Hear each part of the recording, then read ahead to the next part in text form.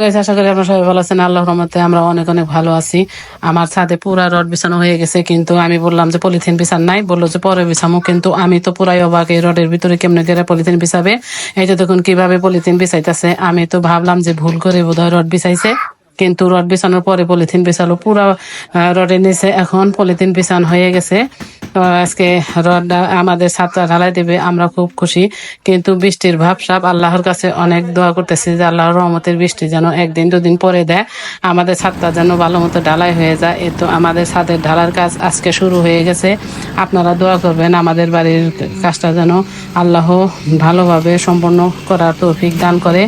এই তো রাজমিস্ত্রিরা এই তো ঢালাই এনে ছাদে ফালাইতেছে। আমার তো অনেক ভালো লাগতেছে, আমার তো অনেক খুশি যে আমাদের এরকম একটা বাসা হবে। আমাদের এই বাড়িটা, আমাদের এই বিল্ডিংটা হবে 2 ইউনিটের বাসা। আল্লাহর রহমতে এক ইউনিটে 3টা করে বেডরুম থাকবে, একটা কিচেন রুম থাকবে, একটা ডাইনিং রুম থাকবে, 2টা বাথরুম থাকবে অ্যাটাচ করা। সুন্দরভাবে আমরা এই কাজটা শুরু করেছি। আপনাদের দোয়ায় যেন আমরা আল্লাহর রহমতে আমাদের এই বাড়ির কাজ সম্পূর্ণ ভালোভাবে আল্লাহ করার তৌফিক দান করে। আমার এই ভিডিওটি ভালো লাগলে লাইক কমেন্ট শেয়ার করে দিবেন, আর একটি সাবস্ক্রাইব করে দিবেন।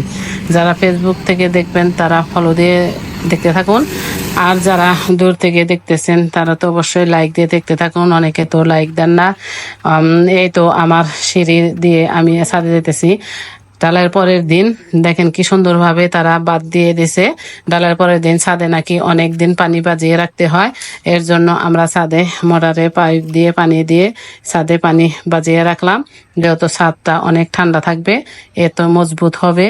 এই তো আমার ছাদের উপরে আম গাছ আছে, কিন্তু সেটা আমাদের আম গাছ না, আরেকবারের আম গাছ।